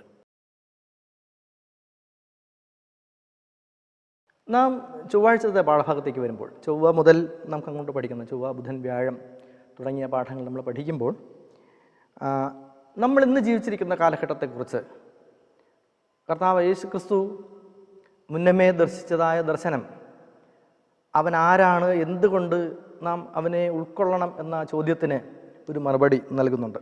അതിലാദ്യത്തേത് വെളിച്ചവും ഇരുട്ടും എന്നുള്ളതാണ്. ആ ലേഖനഭാഗം, നമ്മുടെ പാഠഭാഗം ആരംഭിക്കുമ്പോൾ തന്നെ ലേഖനം നമ്മോട് പറയുന്നുണ്ട്, ലോകം ഇരുട്ടിലാണ്, അത് വെളിച്ചത്തെ അടച്ചു വയ്ക്കുന്നു. ലോകം ഇരുട്ടിലാണ്, അത് വെളിച്ചത്തെ അടച്ചു വയ്ക്കുന്നു. ആ ഇരുട്ടിൽ നിന്ന് വെളിച്ചത്തിലേക്ക് നാം ഒഴുകിയെത്തണം. കർത്താവ് യേശുക്രിസ്തുവിനെ ശിഷ്യന്മാർ വിളിച്ചത് റബ്ബിനി എന്നാണ്, ഗുരു. കർത്താവ് യേശുക്രിസ്തു മഗ്ദലക്കാരത്തി മറിയത്തിന് മുമ്പിൽ പ്രത്യക്ഷപ്പെട്ടപ്പോൾ അവൾ യേശുവിനെ വിളിച്ചത് റബ്ബുനി എന്നാണ്. റബ്ബി എന്നാണ് ശിഷ്യന്മാർ വിളിച്ചിരുന്നത്. ഗുരു എന്നാണ് ആ വാക്കിൻ്റെ അർത്ഥം. ഗുരു എന്നുള്ളത് ഒരു സംസ്കൃത പദമാണ്. ഗു ശബ്ദം താൻ അന്ധകാരം, രു ശബ്ദം താൻ രോധകം എന്നാണ്. ഗു എന്നാൽ അന്ധകാരം, ഗുപ്തമായിരിക്കുന്നത്, ഒളിച്ചിരിക്കുന്നത്, മറഞ്ഞിരിക്കുന്നത്, അടച്ചു വെച്ചിരിക്കുന്നത് എന്നൊക്കെയാണ് അർത്ഥം. ആ അന്ധകാരത്തിനെ പ്രതിരോധിക്കുന്നത്, ഇരുട്ടിനെ പ്രതിരോധിക്കുന്നത് വെളിച്ചം. ആ വെളിച്ചമാണ് കർത്താവായ യേശുക്രിസ്തു. ഇരുട്ടിൽ നിന്ന് നമ്മെ വെളിച്ചത്തിലേക്ക്, അന്ധകാരത്തിൽ നിന്ന് അവൻ്റെ അത്ഭുത വെളിച്ചത്തിലേക്ക് നയിക്കുവാൻ വേണ്ടി നമ്മുടെ ഓരോരുത്തരുടെയും ഇടയിൽ വചനം ജഡമായി പാർത്തവനാണ് കർത്താവായ യേശുക്രിസ്തു. നോക്കൂ, യോഹന്നാന്റെ സുവിശേഷം 1-ാം അധ്യായം 4 മുതൽ 10 വരെയുള്ള വാക്യങ്ങൾ. അവനിൽ ജീവനുണ്ടായിരുന്നു, ജീവൻ മനുഷ്യരുടെ വെളിച്ചമായിരുന്നു. വെളിച്ചം ഇരുട്ടിൽ പ്രകാശിക്കുന്നു, ഇരുളോ അവനെ പിടിച്ചടക്കിയില്ല. ദൈവം അയച്ചിട്ട് ഒരു മനുഷ്യൻ വന്നു, അവന് യോഹന്നാൻ എന്ന് പേർ. അവൻ സാക്ഷ്യത്തിനായ താൻ മുഖാന്തരം എല്ലാവരും വിശ്വസിക്കേണ്ടതിന് വെളിച്ചത്തെക്കുറിച്ച് സാക്ഷ്യം പറവാനത്രേ വന്നത്. അവൻ വെളിച്ചമായിരുന്നില്ല, വെളിച്ചത്തിന് സാക്ഷ്യം പറയേണ്ടുന്നവനത്രേ. ഏതു മനുഷ്യനെയും പ്രകാശിപ്പിക്കുന്ന സത്യവെളിച്ചം ലോകത്തിലേക്ക് വന്നുകൊണ്ടേയിരുന്നു. അവൻ ലോകത്തിലുണ്ടായിരുന്നു, ലോകം അവൻ മുഖാന്തരമുളവായി, ലോകമോ അവനെ അറിഞ്ഞില്ല. അന്ധകാരത്തിൽ നിന്ന് അത്ഭുത വെളിച്ചത്തിലേക്ക് നയിക്കുവാൻ കർത്താവായ യേശുക്രിസ്തു വന്നു. യേശു എന്ന പേരിൻ്റെ അർത്ഥം നമ്മൾ ഈ ശബത്ത് പാഠങ്ങളിൽ തന്നെ പഠിച്ചതാണ്. എന്താണ്? അവൻ തൻ്റെ ജനത്തെ അവരുടെ പാപങ്ങളിൽ നിന്ന് മോചിപ്പാനിരിക്ക കൊണ്ട് നീ അവന് യേശു എന്ന് പേരിടണം. പാപാന്ധകാരം, പാപമാകുന്ന അന്ധകാരത്തിൽ ഇരുട്ടറയിൽ വീണ് കിടക്കുന്നവരെ അവിടെ നിന്ന് നിത്യജീവൻ്റെ വെളിച്ചത്തിലേക്ക് നയിക്കുവാൻ കർത്താവായ യേശുക്രിസ്തു വരുന്നുണ്ട്. 3-ാം അധ്യായം, യോഹന്നാന്റെ സുവിശേഷം 3-ാം അധ്യായത്തിൻ്റെ 19 മുതൽ 21 വരെയുള്ള വാക്യം വായിക്കുമ്പോൾ അവിടെ എന്താണ് പറയുന്നത് നോക്കാം. ന്യായവിധി എന്നതോ വെളിച്ചം ലോകത്തിൽ വന്നിട്ടും മനുഷ്യരുടെ പ്രവൃത്തിയിൽ ദോഷമുള്ളതാകയാൽ അവർ വെളിച്ചത്തേക്കാൾ ഇരുളിനെ സ്നേഹിച്ചത് തന്നെ. തിന്മ പ്രവർത്തിക്കുന്നവനെല്ലാം വെളിച്ചത്തെ പകയ്ക്കുന്നു, തൻ്റെ വെളിച്ചത്തിലേക്ക് ആക്ഷേപം വരാതിരിപ്പാൻ വെളിച്ചത്തിലേക്ക് വരുന്നതുമില്ല. സത്യം പ്രവർത്തിക്കുന്നവനോ തൻ്റെ പ്രവൃത്തി ദൈവത്തിൽ ചെയ്തിരിക്കയാൽ അത് വെളിപ്പെടേണ്ടതാകുന്നു, വെളിച്ചത്തിങ്കലേക്ക് വരുന്നു. എന്താണ്? എന്തുകൊണ്ട് ന്യായവിധിയെ മനുഷ്യൻ ഭയപ്പെടുന്നു? അല്ലേ? ന്യായവിധി നാൾ, ജഡ്ജ്മെന്റ് ഡേ. മലാഖിയുടെ പ്രവചനം 4-ാം അധ്യായം 1-ാമത്തെ വാക്യം. എന്താണ് ആ ദിവസത്തിൻ്റെ പ്രത്യേകത? എന്താണ്? ചൂള പോലെ കത്തുന്ന ഒരു ദിവസം വരും എന്നാണ്. അത്രത്തോളം തീക്ഷ്ണമായ പ്രകാശം. ദൈവത്തെ ആരും ഒരു നാളും കണ്ടിട്ടില്ല. ദൈവത്തെ കാണുമെന്ന് വളരെയധികം ആഗ്രഹിച്ച ആളാണ് മോശ. മോശ ദൈവത്തോട് ആവശ്യപ്പെട്ടു, എനിക്ക് ദൈവത്തിനെ കാണണം. പക്ഷെ ദൈവം അവൻ്റെ മുമ്പിൽ പ്രത്യക്ഷനായപ്പോഴോ അവനതിനെ കാണാൻ കഴിഞ്ഞില്ല. ആ പ്രകാശത്തിനെ അവന് ഉൾക്കൊള്ളാൻ കഴിഞ്ഞില്ല, അവനതിനെ വഹിക്കാൻ കഴിഞ്ഞില്ല. അവൻ്റെ കണ്ണുകൾക്ക് അതിന് ഉള്ളതായ കഴിവുണ്ടായിരുന്നില്ല. വെളിച്ചം നമ്മുടെ ഇടയിലേക്ക് വന്നു. ആ വെളിച്ചം ന്യായവിധിയായിരുന്നു. ആ ന്യായവിധിയെ മനുഷ്യൻ ഭയപ്പെടുന്നു. കാരണം തിന്മ പ്രവർത്തിക്കുന്നവരെല്ലാം ആ ന്യായവിധിയെ ഭയപ്പെടുന്നുണ്ട്, വെളിച്ചത്തെ ഭയപ്പെടുന്നുണ്ട്. സത്യം പ്രവർത്തിക്കുന്നവന് ഒരു നാളും ആ വെളിച്ചത്തെ ഭയപ്പെടേണ്ടതായ കാര്യം ഇല്ല എന്നുള്ളതാണ്. യോഹന്നാൻ എഴുതിയ സുവിശേഷം 5-ാം അധ്യായത്തിൻ്റെ 35-ാമത്തെ വാക്യം എന്താ പറയുന്നത് നോക്കാം. യോഹന്നാൻ 5:35. അവൻ ജ്വലിച്ച് പ്രകാശിക്കുന്ന വിളക്കായിരുന്നു. നിങ്ങൾ അല്പസമയത്തേക്ക് അവൻ്റെ വെളിച്ചത്തിൽ ഉല്ലസിപ്പാൻ ഇച്ഛിച്ചു. നോക്കൂ, അവൻ ആരായിരുന്നു? അവൻ ജ്വലിച്ച് പ്രകാശിക്കുന്ന വിളക്ക് ആയിരുന്നു. അതായിരുന്നു കർത്താവായ യേശു ക്രിസ്തു. യോഹന്നാൻ സുവിശേഷം 8-ാം അധ്യായത്തിൻ്റെ 12-ാമത്തെ വാക്യം. 1-2 വാക്യങ്ങൾ കൂടെ ഉണ്ട്, അത് വായിച്ച് നമുക്ക് ആ ഭാഗം അവസാനിപ്പിക്കാം. യോഹന്നാൻ 8:12 അവിടെ നിന്ന് പറഞ്ഞു, യേശു പിന്നെയും അവരോട് സംസാരിച്ചു, ഞാൻ ലോകത്തിൻ്റെ വെളിച്ചമാകുന്നു. എന്നെ അനുഗമിക്കുന്നവൻ ഇരുൾ നടക്കാതെ ജീവൻ്റെ വെളിച്ചമുള്ളവൻ ആകും. നോക്കൂ, ഈ ഭാഗങ്ങളൊക്കെയും വായിക്കുമ്പോൾ ലോകം ഇരുട്ടിലായിരുന്നു. ആ ഇരുട്ടിൽ നിന്ന് വെളിച്ചത്തിലേക്ക് നയിക്കുവാൻ കർത്താവായ യേശു ക്രിസ്തു വന്നു. Ellen G White the desire of ages, യുഗങ്ങളുടെ പ്രത്യാശ എന്ന പുസ്തകത്തിൻ്റെ 412-ാമത്തെ പുറത്തിൽ ഇങ്ങനെ എഴുതിയിരിക്കുന്നു, അത് ആകാശത്തോളം ഉയരമുള്ളത്, നീ എന്ത് ചെയ്യും? അത് പാതാളത്തേക്കാൾ അഗാധമായത് നിനക്കറിയാമോ? യോബ് 11:8 പറയുന്നു, ദത്തെടുക്കലിൻ്റെ ആത്മാവിന് മാത്രമേ ദൈവത്തിൻ്റെ ആഴത്തിലുള്ള കാര്യങ്ങളെ നമുക്ക് വെളിവാക്കി തരുവാൻ കഴിയൂ. അവ കണ്ണു കണ്ടിട്ടില്ല, കാത് കേട്ടിട്ടില്ല, മനുഷ്യൻ്റെ ഹൃദയത്തിൽ തോന്നിയിട്ടുമില്ല. ദൈവം തൻ്റെ ആത്മാവിനാൽ അവയെ നമുക്ക് വെളിപ്പെടുത്തിയിരിക്കുന്നു. ആ വെളിപ്പെടുത്തിയവനാണ് കർത്താവായ യേശു ക്രിസ്തു. അവിടെ ഒരു പദം, കർത്താവ് യേശു ക്രിസ്തു മാത്രമേ ദൈവത്തെ പിതാവ് എന്ന് പ്രഖ്യാപിച്ചിട്ടുള്ളൂ. അതിനെ പ്രയോഗിച്ചിരിക്കുന്ന പദം എന്ന് പറയുന്നത് എക്സ്ജിയോമാക് എന്നാണ്. അതിൻ്റെ അർത്ഥം വ്യാഖ്യാനിക്കുക അല്ലെങ്കിൽ വിശദമാക്കുക. യോഹന്നാൻ കർത്താവ് യേശു ക്രിസ്തുവിനെ വ്യാഖ്യാനിച്ചു, വിശദീകരിച്ചു. അവൻ വെളിച്ചത്തെക്കുറിച്ച് പ്രവചിക്കുവാനത്രേ വന്നത്, അവൻ വെളിച്ചം ആയിരുന്നില്ല എന്ന് ലേഖം നമ്മൾ പറയുന്നുണ്ട്. യോഹന്നാൻ സുവിശേഷം 8-ാം അധ്യായത്തിൻ്റെ 42 മുതൽ 44 വരെയുള്ള വാക്യങ്ങൾ വായിക്കുമ്പോൾ അവിടെ പറയുന്നു, നിങ്ങളുടെ പിതാവിൻ്റെ പ്രവൃത്തികൾ നിങ്ങൾ ചെയ്യുന്നു എന്ന് പറഞ്ഞ് അവർ അവനോട്, ഞങ്ങൾ പരസംഗത്താൽ ജനിച്ചവരല്ല, ഞങ്ങൾക്ക് ഒരു പിതാവേ ഉള്ളൂ, ദൈവം തന്നെ എന്ന് പറഞ്ഞു. യേശു അവരോട് പറഞ്ഞത്, ദൈവം നിങ്ങളുടെ പിതാവ് എങ്കിൽ നിങ്ങൾ എന്നെ സ്നേഹിക്കുമായിരുന്നു. ഞാൻ ദൈവത്തിൻ്റെ അടുക്കൽ നിന്ന് വന്നിരിക്കുന്നു, ഞാൻ സ്വയമായി വന്നതല്ല, അവൻ എന്നെ അയച്ചതത്രേ. അല്ലേ? നിങ്ങൾ എന്നെ സ്നേഹിക്കുന്നുവെങ്കിൽ എൻ്റെ പിതാവിൻ്റെ കൽപ്പനകളെ കാത്തുകൊള്ളും എന്നാണ്. മനുഷ്യർ ദൈവത്തെ അറിഞ്ഞില്ല. അവൻ്റെ ഇടയിൽ, മനുഷ്യൻ്റെ ഇടയിൽ ദൈവം ഉണ്ടായിരുന്നു, കർത്താവ് യേശു ക്രിസ്തു ഉണ്ടായിരുന്നു. അതാ യോഹന്നാൻ പറഞ്ഞത്, വചനം ജഡമായി മനുഷ്യരുടെ ഇടയിൽ പാർത്തു. ആ വചനം ഇന്ന് നമ്മുടെ ഇടയിലും പാർക്കുന്നുണ്ട്. Can you see Jesus? നിങ്ങൾക്ക് ദൈവത്തിനെ, കർത്താവിനെ കാണാൻ കഴിയുന്നുണ്ടോ? അവനെ മനസ്സിലാക്കാൻ കഴിയുന്നുണ്ടോ? അവനെ ഉൾക്കൊള്ളാൻ കഴിയുന്നുണ്ടോ? അവനെ പ്രതിഫലിപ്പിക്കാൻ കഴിയുന്നുണ്ടോ? അല്ലേ? പൗലോസ് ഫിലിപ്പിയർക്ക് എഴുതിയ ലേഖനത്തിൽ പറയുന്നുണ്ട്, ക്രിസ്തു യേശുവിലുള്ള സ്വഭാവം തന്നെ നിങ്ങളിലും ഉണ്ടായിരിക്കട്ടെ. ആ ഒരു ചോദ്യം, നാം സത്യത്തിലാണോ നിൽക്കുന്നത്, അതോ മാനുഷികമായ കാഴ്ചപ്പാടുകളിൽ നാം വീണു പോകുന്നുണ്ടോ? നമ്മുടെ ചിന്തകൾ, നമ്മുടെ പ്രവൃത്തികൾ ഏതു വിധത്തിലാണ്? നാം പിശാചിനാൽ ബാധിക്കപ്പെട്ട് സ്വയത്തിൽ നിന്ന് സംസാരിക്കുകയാണോ? ഞാൻ ഞാൻ ഞാൻ ഞാനെന്ന് അഹങ്കരിച്ച് നടക്കുകയാണോ? താഴ്മ, ആദ്യത്തെ ഭാഗത്തിന് നമുക്കത് വെളിപ്പെടുത്തുന്നുണ്ട്. താഴ്മ, യേശുവിനെ പോലെ താഴ്മ. സ്നേഹം, യേശു സ്നേഹിച്ചതുപോലുള്ള സ്നേഹം. അപ്പുറവും ഇപ്പുറവും നോക്കി നാം നടക്കരുത്. കുതിരയ്ക്ക് മുഖപ്പട്ട കെട്ടിയിരിക്കുന്നത് പോലെ ആയിരിക്കണം നമ്മുടെ ഏകാഗ്രത. നാം കർത്താവ് യേശു ക്രിസ്തുവിൽ നമ്മെ കേന്ദ്രീകരിക്കുക. ഇവിടെ ചോദ്യം ഇങ്ങനെയാണ്, എങ്ങനെ സത്യങ്ങളോട് പ്രതികരിക്കണം എന്നതിന് വിപരീതമായി സ്വന്തം ആലോചനയിലും തിടുക്കത്തിലും നാം എങ്ങനെ സത്യങ്ങളോട് പ്രതികരിക്കുന്നു? അല്ലേ? ചില കാര്യങ്ങൾ വേദപുസ്തകം വാസ്തവമായത് നമ്മോട് പറയുന്നു. ആ വാസ്തവമായതിനെ വ്യാഖ്യാനിച്ച് വളച്ചൊടിച്ച് മറ്റുള്ളവർ പഠിപ്പിക്കുന്നു. നാം ശരിയായത് ചിന്തിക്കുകയും ശരിയായത് പഠിക്കുകയും ശരിയായത് പ്രവർത്തിക്കുകയും ചെയ്യുന്നുണ്ടോ എന്ന് നാം സ്വയം വിലയിരുത്തലിന് വേണ്ടിയിട്ടാണ് ഈ ഭാഗം നമുക്ക് നൽകിയിരിക്കുന്നത്. നമുക്ക് ബുധനാഴ്ചത്തെ ഭാഗത്തേക്ക് വരാം. അതിൻ്റെ തലക്കെട്ടിങ്ങനെയാണ്: ദൈവശാസ്ത്രം മേലിൽ നിന്നോ താഴെ നിന്നോ. ആ തലക്കെട്ട് തന്നെ വളരെ വിചിത്രമായ ഒരു തലക്കെട്ടാണെന്ന് എനിക്ക് തോന്നുന്നു. യോഹന്നാന്റെ സുവിശേഷം 4-ാം അധ്യായത്തിൻ്റെ 46 മുതൽ 54 വരെ വായിക്കുക എന്നാണ് പറഞ്ഞത്. അവിടെ ഒരു പ്രശ്നം ഉള്ളത് നമുക്കറിയാവുന്നതായ ഒരു പ്രശ്നമാണ്.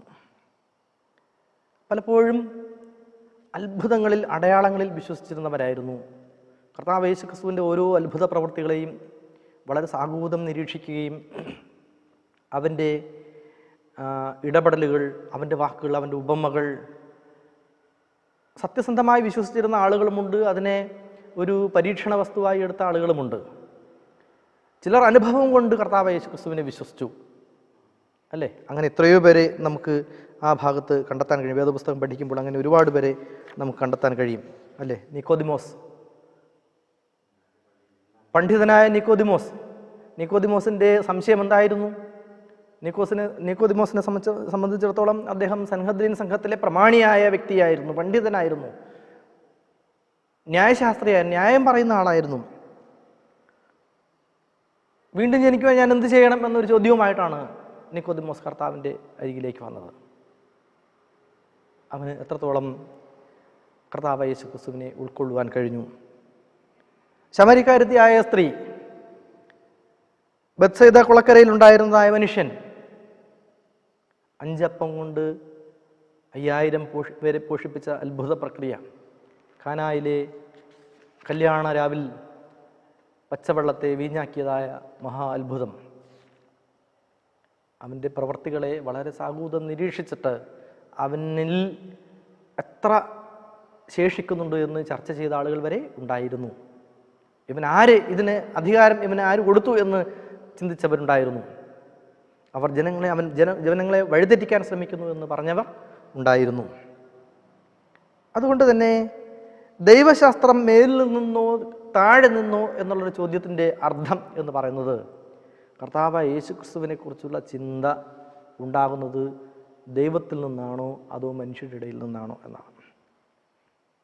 കാരണം കർത്താവ് യേശു ക്രിസ്തു മനുഷ്യരുടെ ഇടയിൽ പാർത്തു. അവൻ, ഞാൻ നേരത്തെ പറഞ്ഞ വചനം ജഡമായി മനുഷ്യരുടെ ഇടയിൽ പാർത്തു. ഈ പാഠം തുടങ്ങിയ സമയത്ത് ഞാൻ ആദ്യമേ പറഞ്ഞു, യേശു ക്രിസ്തു ദൈവമല്ല എന്ന് ചിന്തിക്കുകയും പഠിപ്പിക്കുകയും ചെയ്യുന്ന ക്രിസ്ത്യാനികൾ ഉള്ള കാലഘട്ടത്തിലാണ് നമ്മൾ ജീവിക്കുന്നത്. നമുക്ക് ക്രിസ്ത്യാനി എന്ന വാക്കിൻ്റെ അർത്ഥം എന്താണ്? ക്രിസ്തുവിൻ്റെ അനുയായി. ക്രിസ്തുവിനെ അംഗീകരിക്കാത്തവർ എങ്ങനെ ക്രിസ്ത്യാനിയാകും? അതാണല്ലോ ഐഡൻറ്റിറ്റി, അതാണ് മേൽവിലാസം. ക്രിസ്തുവിൻ്റെ അനുയായിയാണ് ക്രിസ്ത്യാനി. ക്രിസ്തുവിനെ അംഗീകരിക്കാത്തവർ എങ്ങനെ ക്രിസ്ത്യാനിയാകും?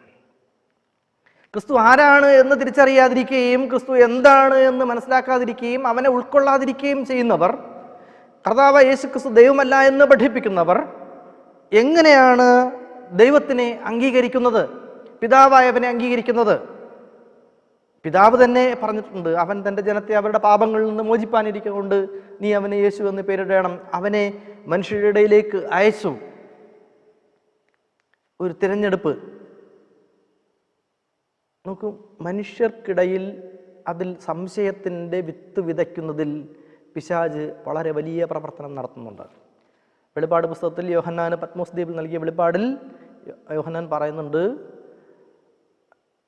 പ്രതിയോഗിയായ പിശാച് അലറുന്ന സിംഹം എന്ന പോലെ ആരെ വിഴുങ്ങേണ്ടു എന്ന് ചിന്തിച്ചുകൊണ്ട് ലോകം മുഴുവനും ഊടാടി നടക്കുന്നു.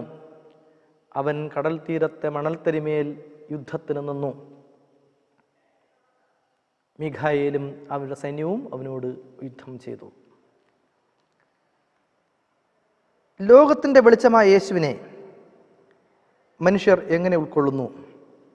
4 പ്രധാനപ്പെട്ട തിയറി സിദ്ധാന്തങ്ങൾ പറയുന്നുണ്ട്. ഒന്നാമത്തേത് ദൈവത്തിലും ദൈവത്തിൻ്റെ വചനത്തിലുമുള്ള വിശ്വാസത്തിൽ നിന്ന് പ്രതികരിക്കുക. നിങ്ങൾക്ക് ദൈവത്തിൽ വിശ്വാസമുണ്ടോ? ദൈവത്തിൻ്റെ വചനത്തിൽ വിശ്വാസമുണ്ടോ? എങ്കിൽ നിങ്ങൾ ക്രിസ്തുവിനെ അംഗീകരിച്ചേ മതിയാവൂ. അപ്പോൾ നമ്മൾ വചനത്തിലൂടെ കർത്താവ് യേശുക്രിസ്തുവിനെ അംഗീകരിക്കുന്നു, യേശുക്രിസ്തുവിലൂടെ ദൈവത്തെ അംഗീകരിക്കുന്നു, പരിശുദ്ധാത്മാവിനെ അംഗീകരിക്കുന്നു, ത്രിയേക ദൈവത്തിനെ അംഗീകരിക്കുന്നു, യേശുക്രിസ്തു ദൈവമാണ് എന്ന് അംഗീകരിക്കുന്നു. ഉയരത്തിൽ നിന്ന് മനുഷ്യരുടെ രക്ഷയ്ക്ക് വേണ്ടി അയക്കപ്പെട്ട ദൈവത്തിൻ്റെ ആത്മാവ് വചനം ജഡമായി മനുഷ്യരുടെ ഇടയിൽ പാർക്കുകയും അവരുടെ രക്ഷയ്ക്കായി അവരുടെ സകല പാപവും വഹിച്ചുകൊണ്ട് കാൽവരിയിൽ അവൻ യാഗമാവുകയും ചെയ്തു എന്ന് മനുഷ്യൻ വിശ്വസിക്കേണ്ടിയിരിക്കുന്നു. മാനുഷിക വീക്ഷണങ്ങളിൽ നാം വിധേയമായി തീരരുത്, വചനത്തിന് നാം വിധേയമായി തീരണം. രണ്ടാമത്തേത്, യേശുവിൻ്റെ വചനങ്ങളെ നാം വിശ്വസിക്കണമെങ്കിൽ നാം തിരുവെഴുത്തുകളെ വിശ്വസിക്കണം. യേശു തിരുവെഴുത്തുകളിലൂടെയാണ് ലോകത്തെ ബോധ്യപ്പെടുത്തിയത്. അവൻ യെരുശലേം ദേവാലയത്തിൽ ചെന്ന് നിന്ന് വചനം വേദപുസ്തകം വായിക്കാൻ നിന്നു, ചരിത്ര വേദപുസ്തകം വായിക്കാൻ നിന്നു എന്ന് വേദപുസ്തകം നമ്മെ പഠിപ്പിക്കുന്നുണ്ട്. ഉൽപ്പത്തി മുതൽ മലാഖി വരെയുള്ള പ്രവചന ഭാഗങ്ങൾ നാം ചർച്ച ചെയ്യുമ്പോൾ പഴയ നിയമ പ്രവചനങ്ങളിൽ ഉടനീളം പഠിപ്പിക്കുന്നത് കർത്താവായ യേശുക്രിസ്തുവിനെ ആണ്. കർത്താവായ യേശുക്രിസ്തുവിനെയാണ്. അതിനെ നാം അംഗീകരിക്കുന്നുണ്ടോ? എൻ്റെ വചനത്തിൽ നിൽക്കുന്നുവെങ്കിൽ നിങ്ങൾ വാസ്തവമായി എൻ്റെ ശിഷ്യന്മാരായി എന്ന് കർത്താവായ യേശുക്രിസ്തു പറഞ്ഞിട്ടുണ്ട്. എൻ്റെ വചനം കൈക്കൊള്ളാതെ എന്നെ തള്ളിക്കളയുന്നവനെ ന്യായം വിധിക്കുന്നവനുണ്ട്.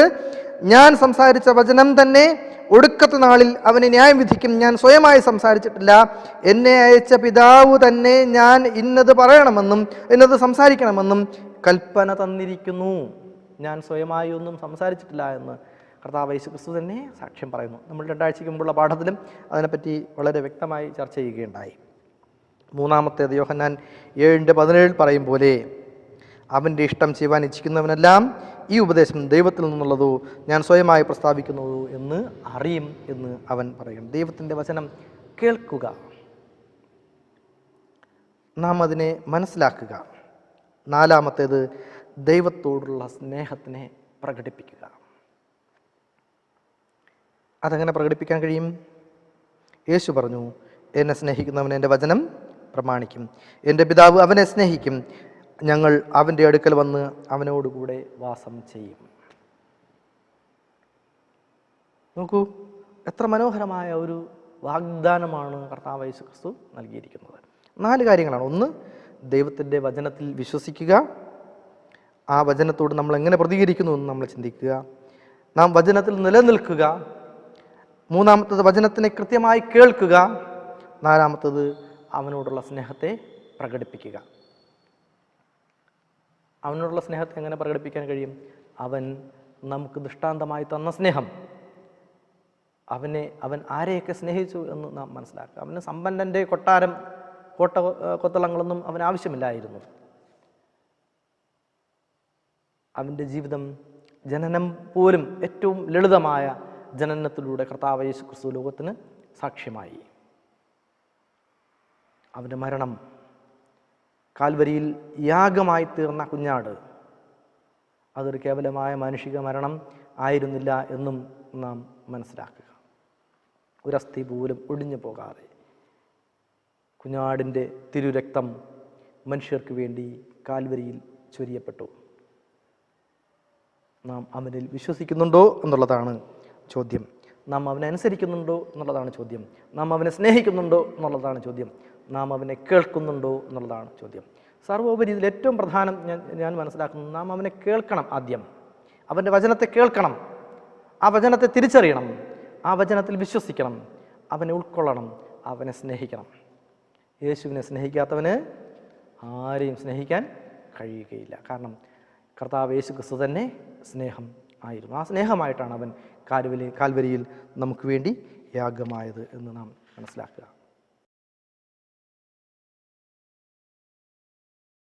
നമുക്ക് വ്യാഴാഴ്ചത്തെ പാഠത്തേക്ക് പോകാം. യേശുവിൽ വസിക്കുന്നത് എന്നാണ് ഇതിൻ്റെ തലക്കെട്ട് കൊടുത്തിരിക്കുന്നത്. കഴിഞ്ഞ ദിവസത്തെ പാഠം നമ്മൾ പഠിച്ചപ്പോൾ അവിടെ പറഞ്ഞത് എല്ലാ കാര്യങ്ങളെയും ഉൾപ്പെടുത്തിക്കൊണ്ട് ഒറ്റ തലക്കെട്ടാണ് ഇവിടെ നൽകിയിരിക്കുന്നത്. യേശുവിൽ വസിക്കുന്നത്.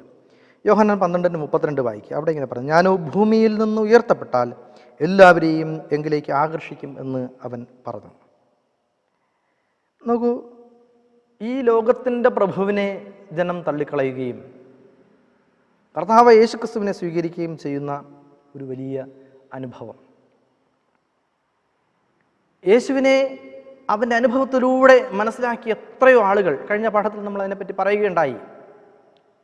സൗഖ്യം വേണമെന്ന് ആഗ്രഹിച്ചുകൊണ്ട് യേശുവിൻ്റെ വസ്ത്രാഞ്ചലത്തിൽ തൊട്ടവളായ സ്ത്രീ എത്രയോ വർഷക്കാലം അവർ ആ ഒരു രോഗത്തിൽ, മഹാരോഗത്തിൽ, മഹാവ്യാധിയിൽ അവർ ഭയപ്പെട്ടിരുന്നു.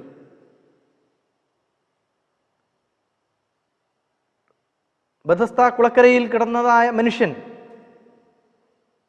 അവൻ സൗഖ്യം ആകണമെന്ന് ആഗ്രഹിച്ചു.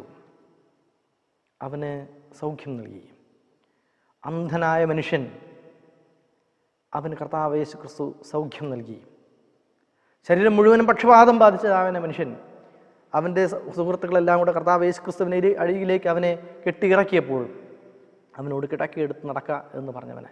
അങ്ങനെ എത്ര അനുഭവങ്ങൾ ഈ 3 മാസക്കാലത്തെ നമ്മൾ ഈ പഠിച്ചതായ യോഹന്നാൻ്റെ സുവിശേഷത്തിലുടനീളം അവൻ പ്രവർത്തിച്ചതായ സകല അത്ഭുതങ്ങൾ, ദൈവത്തിൻ്റെ ഇഷ്ടം ദൈവം പ്രവർത്തിച്ചതിൻ്റെ നമ്മളതാണ് അങ്ങനെയാണ് മനസ്സിലാക്കണം. അല്ലാതെ കർത്താവ് യേശു ക്രിസ്തുവിൻ്റെ അത്ഭുതം എന്ന് ഒരു ആലങ്കാരിക പദം ഉപയോഗിച്ച് നമ്മളതിനെ ഒഴിവാക്കി നിർത്തരുത്. മറിച്ച് അതിൻ്റെ സത്യം എന്ന് പറയുന്നത് ദൈവത്തിൻ്റെ ഇഷ്ടം അവൻ പ്രവർത്തിച്ചത്.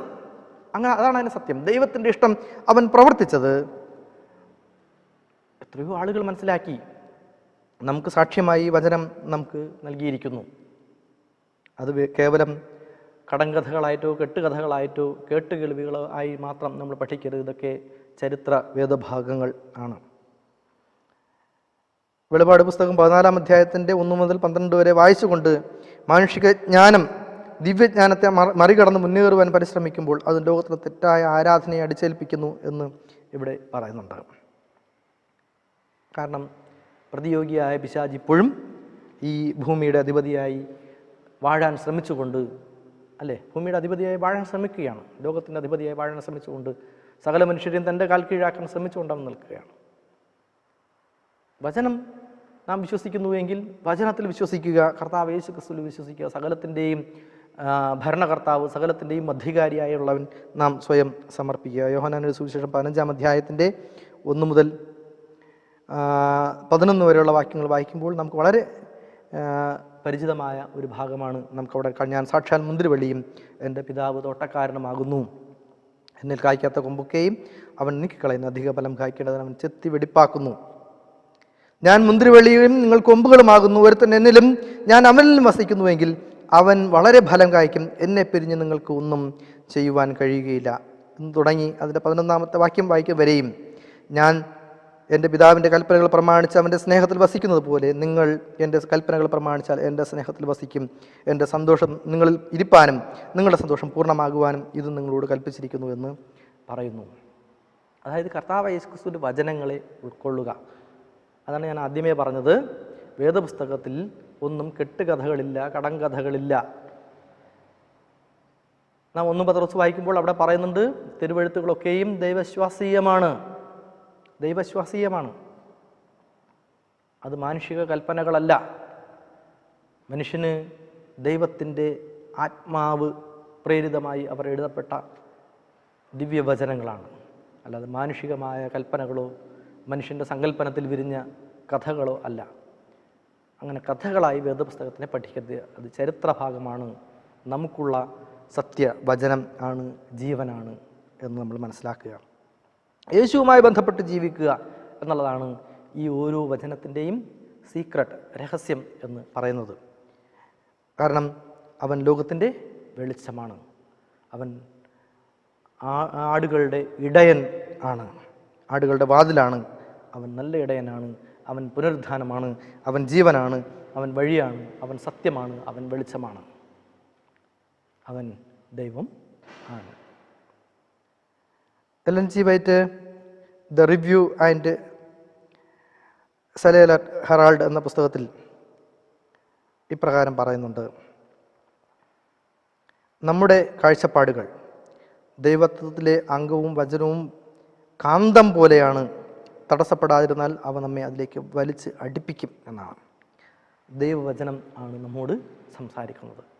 ആ വചനം നമുക്ക് വളരെയധികം ആകർഷണമുള്ള ഒന്നായിരിക്കണം. പൗലോസ് പറഞ്ഞിട്ടില്ലേ, ക്രിസ്തുവിൻ്റെ സ്നേഹം എന്നെ നിർബന്ധിക്കുന്നു. ക്രിസ്തുവിൻ്റെ സ്നേഹം എന്നെ നിർബന്ധിക്കുന്നു. ആ സ്നേഹം നമ്മളെ നിർബന്ധിക്കുന്നില്ലേ? നാം അതിനെ ഉൾക്കൊണ്ടുകൊണ്ട് നാം സകലത്തിനെയും ആ വെളിച്ചമാണ് എന്ന് ഉൾക്കൊണ്ടുകൊണ്ട് നാം തിരുവെഴുത്തുകളെ വ്യാഖ്യാനിക്കുമ്പോൾ, പഠിക്കുമ്പോൾ, ചിന്തിക്കുമ്പോൾ നമ്മളോട് ദൈവം സംസാരിക്കുന്നുവെന്ന് നമുക്ക് മനസ്സിലാക്കാൻ തക്കവണ്ണം സാധിക്കും. വെളിപ്പാട് പുസ്തകത്തിൽ പറഞ്ഞു, ഞാൻ നിങ്ങളുടെ ഓരോരുത്തരുടെയും ഹൃദയത്തിൻ്റെ വാതിൽക്കൽ വന്ന് നിന്ന് മുട്ടുകയാണ്. നിങ്ങൾ വാതിൽ തുറന്നാൽ അവൻ എന്നോടും ഞാൻ അവനോടും കൂടെ അത്താഴം കഴിക്കും. ജയിക്കുന്നവന് ഞാൻ എന്നോടുകൂടെ ഇരിപ്പാൻ വരം നൽകും എന്ന് പറയുന്നുണ്ട്. പ്രിയമുള്ളവരെ, നാം ദൈവത്വത്തിന് കീഴടങ്ങുക, ദൈവസ്നേഹത്തിന് കീഴടങ്ങുക, അതിനെ ഉൾക്കൊള്ളുക എന്നുള്ളതാണ് യേശുവിൽ വസിക്കുക എന്ന ഈ പാഠത്തിൻ്റെ ലക്ഷ്യം എന്ന് പറയുന്നു. പ്രിയമുള്ളവരെ, നാം ഈ പാഠത്തിൻ്റെ അവസാന ഭാഗത്തേക്ക് വരികയാണ്. ഇതിൽ ചർച്ചയ്ക്കായി കുറേയധികം ചോദ്യങ്ങൾ തന്നിട്ടുണ്ട്. ക്രിസ്ത്യാനിത്വം സത്യത്തിൻ്റെ തീർപ്പ് കൽപ്പിക്കുന്നവനെന്നതിൽ പ്രായോഗികമായി സ്വയത്തെ ഒഴിവാക്കാൻ പ്രയാസമായിരിക്കുന്നത് എന്തുകൊണ്ടാണ് എന്നൊരു ചോദ്യം വളരെ പ്രധാനപ്പെട്ട ചോദ്യമായി ഇതിലുണ്ട്. നമ്മുടെ ദുരഭിമാനങ്ങളെ മാറ്റിവെച്ച് വചനത്തിന് കീഴ്പ്പെടുവാൻ നമ്മുടെ സൗമ്യത എങ്ങനെ നമ്മെ സഹായിക്കും? പലപ്പോഴും നമ്മുടെ ഒരു ഈഗോ, അതിനാണ് ഇവിടെ ദുരഭിമാനം എന്ന് പറയുന്നത്. മനുഷ്യരുടെ ഒരു ഈഗോ ക്ലാഷ് സഭയെ നിലനിർത്തുന്നതിൽ വലിയ ഒരു പങ്ക് വഹിക്കുന്നുണ്ട്. സഭയിൽ നമുക്ക് തല എന്ന് പറയുന്നത് ക്രിസ്തുവാണ്. അത് ആരെയും നമ്മൾ പഠിപ്പിക്കേണ്ടതായ കാര്യമില്ല, എല്ലാവർക്കും വാസ്തവമായി അതറിയാം. യോഹന്നാന്റെ സുവിശേഷത്തിലുടനീളം നമ്മൾ പഠിച്ച മഹത്തായ സത്യങ്ങൾ എന്ന് പറയുന്നത് കർത്താവ് യേശു ക്രിസ്തുവിൻ്റെ സ്വഭാവം, അവൻ്റെ സ്നേഹം, അവൻ്റെ താഴ്മ, അവൻ്റെ പ്രവർത്തനങ്ങൾ, അവൻ ആരായിരുന്നു എന്ന ചോദ്യത്തിൻ്റെ ഉത്തരം ഏറ്റവും വ്യക്തമായി അടയാളപ്പെടുത്തിയ സുവിശേഷ ഭാഗം ആയിരുന്നു യോഹന്നാന്റെ സുവിശേഷം. ദൈവത്തിൻ്റെ കാഴ്ചപ്പാട് മനുഷ്യൻ്റെതിൽ നിന്നും എത്രത്തോളം വ്യത്യസ്തമാണ് എന്ന് നമുക്ക് ഈ ഭാഗം പഠിപ്പിച്ച് തന്നിട്ടുണ്ട്. നാം ഇരുട്ടിൽ നടക്കണമോ അതോ വെളിച്ചത്തിൽ നടക്കണമോ എങ്കിൽ ആ വെളിച്ചം എന്താണ് എന്ന് നമ്മെ ബോധ്യപ്പെടുത്തി തന്നിട്ടുണ്ട്. വചനം എന്താണ് എന്ന് കൃത്യമായി നമ്മുടെ ഹൃദയങ്ങളിൽ പകർന്നു നൽകിയിട്ടുണ്ട്. യേശു ക്രിസ്തു ദൈവപുത്രനും മനുഷ്യവംശത്തിൻ്റെ വീണ്ടെടുപ്പുമായവന് നാം സ്വയം സമർപ്പിക്കേണ്ടതിൻ്റെ ആവശ്യത്തെക്കുറിച്ച് നമുക്ക് പഠിപ്പിച്ചു തന്നിട്ടുണ്ട്. എലൻ ജി വൈറ്റ് യുഗങ്ങളുടെ പ്രത്യാശയിൽ 143-ാമത്തെ പുറത്തിൽ പറയുന്നു, ദൈവത്തിൻ്റെ മാലാഖമാർ ഭൂമിയിൽ നിന്ന് സ്വർഗത്തിലേക്കും സ്വർഗത്തിൽ നിന്ന് ഭൂമിയിലേക്കും എപ്പോഴും സഞ്ചരിച്ചു കൊണ്ടിരിക്കുന്നു. ദുരിതബാധിതർക്കും കഷ്ടം അനുഭവിക്കുന്നവർക്കും വേണ്ടി ക്രിസ്തു പ്രവർത്തിച്ച അതിശയങ്ങൾ മാലാഖമാരുടെ ശുശ്രൂഷകളിലൂടെ ദൈവശക്തി കൊണ്ടാണ് സാധ്യമായത്. അതുപോലെ ദൈവത്തിൽ നിന്നുള്ള ഓരോ അനുഗ്രഹവും ഈ മാലാഖമാരുടെ ശുശ്രൂഷകൾ മൂലമാണ് ക്രിസ്തുവിലൂടെ വന്ന് ചേരുന്നത്. മാനുഷികമായ രക്ഷ നമ്മൾ ഏറ്റെടുക്കുമ്പോൾ നാം പല വീഴ്ചകളിൽ നിന്നും മനുഷ്യരെ സ്നേഹിക്കുവാൻ, പരസ്പരം സ്നേഹിക്കുവാൻ, ക്രിസ്തുവിനെ ഉൾക്കൊള്ളുവാൻ നമുക്ക് കഴിയുന്ന അവസ്ഥയിലേക്ക് നമുക്ക് എത്തിച്ചേരാൻ കഴിയും. സ്നേഹമാണ് ലോകത്തെ ഭരിക്കുന്നത് എങ്കിൽ ആലോചിച്ച് നോക്കൂ, അവിടെ വഴക്കില്ല, ശണ്ടയില്ല, നേരത്തെ പറഞ്ഞാൽ ദുരഭിമാനമില്ല, അസൂയയില്ല, പകയില്ല, പിണക്കമില്ല, മറ്റ് ശങ്കകളൊന്നും തന്നെയില്ല. നാം ആത്മാവിൽ വസിക്കുന്ന ആത്മാവിൻ്റെ സ്വഭാവങ്ങൾ പ്രകടമാക്കുന്നവർ ആയിരിക്കും. കർത്താവ് യേശു ക്രിസ്തു ആഗ്രഹിക്കുന്നത് അതാണ്. നാം ഓരോ വചനഭാഗവും പഠിക്കുമ്പോൾ ആ വചനത്തിൽ നമ്മൾ എത്രത്തോളം പാണ്ഡിത്യമുള്ളവർ എന്നുള്ളതല്ല, എത്ര ലളിതമായിട്ടാണ് കർത്താവ് യേശു ക്രിസ്തു നമ്മോട് സംസാരിച്ചത്. ആ ലളിതമായി തന്നെ നമ്മളതിനെ ചിന്തിക്കുക. നമ്മൾ വളരെ അത്രത്തോളം ഗഹനമായി ചിന്തിക്കേണ്ട ഭാഗങ്ങൾ വേദപുസ്തകത്തിലുണ്ട്. ചില ഭാഗങ്ങളൊക്കെ നമുക്ക് ആരെങ്കിലും പഠിപ്പിച്ച് തന്നാൽ മാത്രമേ മനസ്സിലാവൂ. പക്ഷേ സുവിശേഷ ഭാഗം അങ്ങനെയല്ല. ഏറ്റവും ലളിതമായി കർത്താവ് യേശു ക്രിസ്തുവിനെ പഠിപ്പിച്ചിരിക്കുകയാണ്. നാം കർത്താവ് യേശു ക്രിസ്തുവിനെ ഉൾക്കൊള്ളുക. പക്ഷേ പലപ്പോഴും ഇവിടെ നമുക്ക് കൂടുതൽ പഠനത്തിന് നൽകിയിരിക്കുന്ന, ചർച്ചയ്ക്കായി നൽകിയിരിക്കുന്ന ചോദ്യത്തിൽ പറയുന്ന പോലെ പാശ്ചാത്യ ക്രിസ്ത്യാനിത്വം ദൈവവചനത്തെ രാഷ്ട്രീയത്തിനും മാനുഷിക ദുരഭിമാനത്തിനും ദാരുണമായി അധീനപ്പെടുത്തി. വചനം മനുഷ്യനെ പരസ്പരം അടുപ്പിക്കാൻ വേണ്ടിയിട്ടുള്ളതാണ്, പരസ്പരം അടിപ്പിക്കാൻ വേണ്ടിയിട്ടുള്ളതല്ല. അവിടെ ഒരു ഭൗതികമായ രാഷ്ട്രീയ ചിന്തകളോ ഭൗതികമായ സമ്പാദ്യ ചിന്തകളോ അധികാര മേൽക്കോയ്മകളോ അധികാര ചിന്തകളോ വരാൻ പാടില്ല. ആരിലും വരാൻ പാടില്ല. അത് അധികാരത്തിൻ്റെ ഉന്നത സ്ഥാനങ്ങളിൽ ഇരിക്കുന്നവർക്കായാലും വരാൻ പാടില്ല, വിശ്വാസിക്കായാലും വരാൻ പാടില്ല. എല്ലാവരും ഒരുപോലെ ദൈവത്തിന് കീഴടങ്ങിയിരിക്കുക, ദൈവസ്നേഹത്തിന് കീഴടങ്ങിയിരിക്കുക. പ്രിയമുള്ളവരെ, കഴിഞ്ഞൊരു വർഷക്കാലം ദൈവത്തിൻ്റെ മാറ്റമില്ലാത്ത വചനങ്ങൾ എത്ര അത്ഭുതകരമായാണ് നമ്മുടെ അരികിലേക്ക് എത്തിയത്. അതിൻ്റെ കൃപ നമ്മൾ എത്രത്തോളം അനുഭവിച്ചു.